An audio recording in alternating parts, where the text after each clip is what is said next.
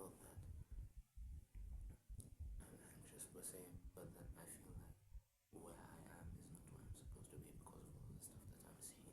And I could go, am I ever going to be able to afford getting married, seeing that the mahar prices are like G-Wagons?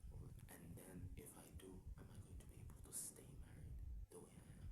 And then am I going to end up in a situation where like my problems become my kids' problems because I never dealt with my problems in the first place?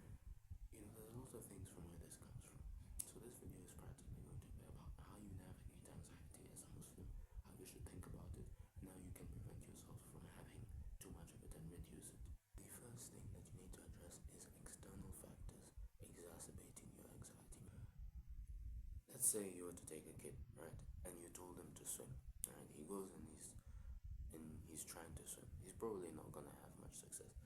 But let's say, right, that you took this kid who was just learning how to swim, and you took another kid, and this kid knows how to swim. He knows how to swim. And you put him in the pool with this guy, and you, the kid, and this other kid are swimming, right? The kid would learn a lot faster how to swim. Why? Because he's able to see that somebody who is exactly like him, a kid, is able to swim. And this is something that is psychologically proven. If you're able to see somebody else doing something, it makes it easier for you to do the same thing. And this is why when one person commits suicide in a town, suicides will go up and stuff like that. People see other people doing things and they emulate. Now, in our daily lives, on social media, you're going onto social media, you'll see, let's say I'm 22, there's a 22-year-old who's making $100,000 a month. Okay? I see this 22-year-old making $100,000 a month. I'm not making anywhere near $100,000 a month. There's a disconnect. And the disconnect is so huge, it still can't be breached. There's no way that just because I've seen this guy making $100,000 a month, I am going to wake up and in the next few months start doing the same thing. Okay, it's possible, technically, but it's not going to happen for the majority of people. And this disconnect between what it seems that you should be able to do and what you're actually able to do causes you a lot of anxiety. So, in terms of social media, I personally just don't use it anymore, except for work, right? But you need to be cognizant of this bias. The next thing that causes a lot of anxiety, simply because you're looking at it wrong, is people. You see, a lot of times we go about our interactions with people as if they are completely within our control, and this is a fallacy. Okay, and it's been a fallacy for forever. You cannot completely control anyone. Even Rasulullah sallallahu alaihi wasallam, Allah told him in the Quran, وَمَا أَنْتَ عَلَيْهِمْ بِوَكِيلٍ, you are not a manager over them. So Rasulullah sallallahu alaihi wasallam was getting sad because he, like for example, with his uncle Abu Talib, who was super nice to him, everything, raised him since he was a kid, died as a disbeliever, and this really affected the Prophet sallallahu alaihi wasallam. Why can't I get this person to do what I want to do, right? So Allah was telling him, you are not a manager over them, and you are not a manager over the people in your life. So if you go about matters as if you can control what is going to happen with people, you are wrong. What you must do in terms of people is look at the situation and try your best to get things going in the right direction and continuously do that. But don't be surprised or disheartened if something doesn't go your way, and it's as a result of somebody not acting in the way you expected them to. That's just part of life. If you do this, lots of your anxiety will just be out of the window. With people, do everything that you're supposed to do with respect to that person in terms of what Allah has told you and in terms of what you see needs to be done. And then whatever happens, if it's good, you're surprised and it's amazing. If it's bad, then just know it's a test. That's it. Now, a third thing, okay? All of the emotions, anger, anxiety, happiness, blah blah blah, were all created for a purpose. So what you need to do is to stop thinking of anxiety as something bad that you need to avoid or just get rid of entirely and look at what is the thing that this anxiety can lead me to do that is good. Because with each emotion, there is a way it can be expressed that is bad, and there is a way that can be expressed that is good. So, for example, you have people who when they get afraid react in anger and they lash out at the people around them. For example, this is a way that anger, yeah, has been directed towards a bad purpose. Okay, and then on the other side, you have righteous fury. Anytime you're feeling anxiety, fear, any of these emotions, look at what is the good thing that this thing could drive me to do, and look at also avoiding the bad things that this thing could drive me to do. So if you're angry, avoid lashing out at people for no reason. Okay, there is a reason, but it's not their fault. Why are you lashing out at them? Look at how you can direct your anger into a way that's beneficial for you. Look at your anxiety, your fear, and all of these negative emotions, or things that you see as negative emotions, and look at how you can direct them to the right direction. If you're anxious, work harder. If you're anxious because you're about to be broke, well, the only way you're going to make money is if you work. So for example, just direct your emotions to the right places where they need to. And if you're having trouble figuring out what is the right way to go about this emotion, usually it's just the hardest thing. There's a hadith where Jibril wondered why anybody was going to hellfire. Okay, and the thing that he realized, right, was that Jahannam, hell, right, is covered with the things that everybody likes, enjoying yourself and all of this stuff. And Jannah is covered in the things that everybody hates, as in hard work and etc. So if you're confused about how to direct an emotion, right, direct it in the way that's hardest for you to do. Embrace the suck, as David Goggins says. Now, fourth thing. Another problem you may have is that your definition of victory is problematic. What do I mean by this? You see, in the current world we live in, victory is usually defined as getting the material outcome that you desired in the first place. So if you wanted to be fit, it is, a six-pack. If you wanted to, you're a general, you're going for a battle, it is killing all of your enemies with as little losses on your side. If you are starting a business, it is to become a millionaire or a unicorn, those companies that are worth $1 billion. This is how victory is defined, okay?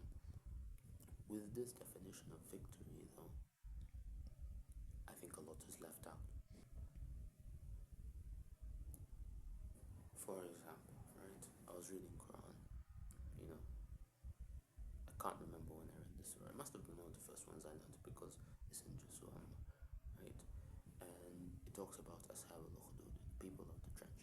Basically, right, there was this king, and in this king's reign, everybody converted to Islam. Okay, it was Christianity at the time, I think, but everybody converted into, believing in the oneness of Allah, not Christianity as Christianity is right now, right? And this king, because he did not want the people to do this, because he believed that he was their God, kings sometimes, they elevate themselves to that position. It prevents you from having to deal with succession issues. How can you inherit a God, or how can you usurp a God? You're going to get punished by, the whatever, and he's a way to ensure you have good succession, right? So he saw this as a threat. This guy, he builds trenches, right? He lights them on fire, and he throws everyone into these trenches, except for one guy. I read he survives. He goes to Heraclius. I can't tell who Heraclius is, to be honest.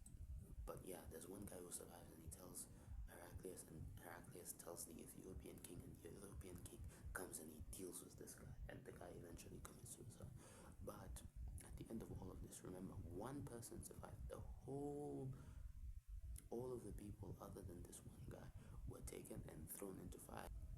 Everyone dies. And then at the end of the surah, it says ذَلِكَ الْفَوْزُ الْكَبِيرُ. So it's not exactly about whether or not you achieved the success that you envisioned in your mind. It's about, did you do the things that you were supposed to do. There's there's another story, right, where Rasulullah gives somebody a mission. Okay? Gives the guy a mission. The guy doesn't eat for 3 days. He's completely anxious. Rasulullah goes to him and asks what's going on. Basically, he said that he's been given a mission and he's not sure if he's going to be able to complete it. And Rasulullah says, إِنَّمَا عَلَيْكَ الْجَهَدُ. All you have to do is your best. You understand? So don't worry about the outcomes of things. Worry more about, are you doing the things that you should be doing? And this goes into the point I'm about to make now, which is you need to control where your attention is going. I was reading Deep Work by Cal Newport, and there's a quote that says, skillful management of attention is the sine qua non of the good life and the key to improving every aspect of your experience. I have no idea what sine qua non means, right? But basically, in this book, during those passages, he was talking about this person who had cancer, okay? And the cancer was not caught early, the cancer was caught pretty late. Yeah, so even if the person survives, it's gonna be a whole thing. This person was having the cancer, instead of concentrating on, the hair falling out and the lack of appetite and all the bad things that happen when you're going through chemotherapy or just being sick with cancer, right? Because I assume everybody who's watching this has had a relative who had cancer. I have one.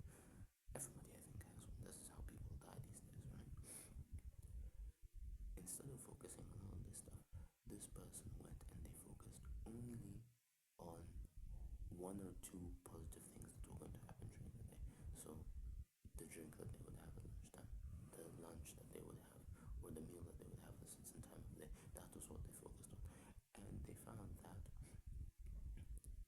even though, the cancer was happening and all that stuff, they were still able to be more productive during that time, where they were literally dying and being poisoned, because chemotherapy is poison, right?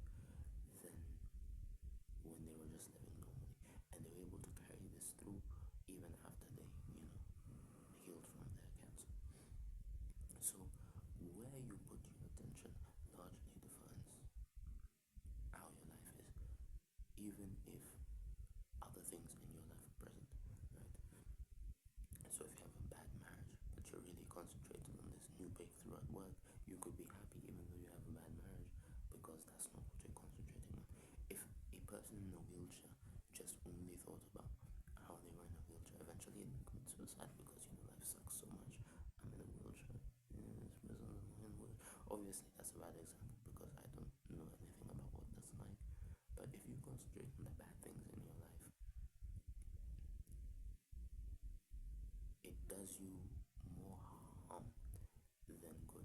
So what you need to do is you need to sift your attention, switch your attention to things that are good in your life. And this you can do by gratitude journaling or whatever, or just in your mind, do it once a day.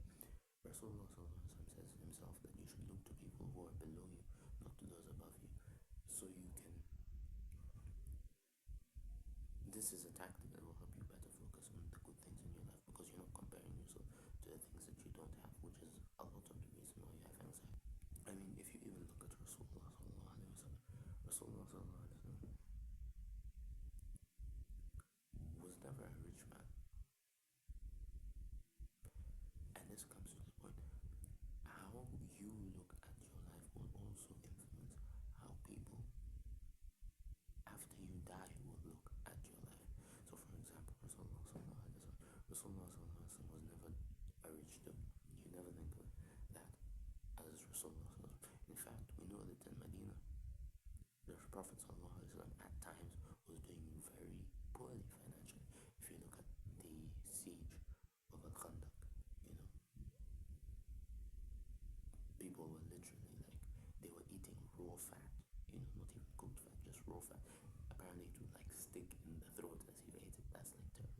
And there were times, the hadith, where the Prophet met Abu Bakr and Umar, and what were they all doing? They were going to search for food, and they've woken up hungry in the middle of the night, and now they're going to search for food. Well, that time the Prophet said, he came into Aisha's house and he was like, what's for breakfast? And Aisha, I'm paraphrasing, this is not exactly what happened. Aisha said, do you see how clean these pots and pans are? And basically everything is so clean because they're not doing any cooking the stuff because there's nothing to cook, right? But let me ask you a question. Do you ever think of Rasulullah sallallahu alaihi wasallam as a broke person? Astaghfirullah, right? Obviously not. Because that's not what he was focusing on. So where your attention goes and what you focus on actually defines you, obviously. So, in short, to summarize, you cannot control people. Do your best and expect the worst. Channel negative emotions into positive things.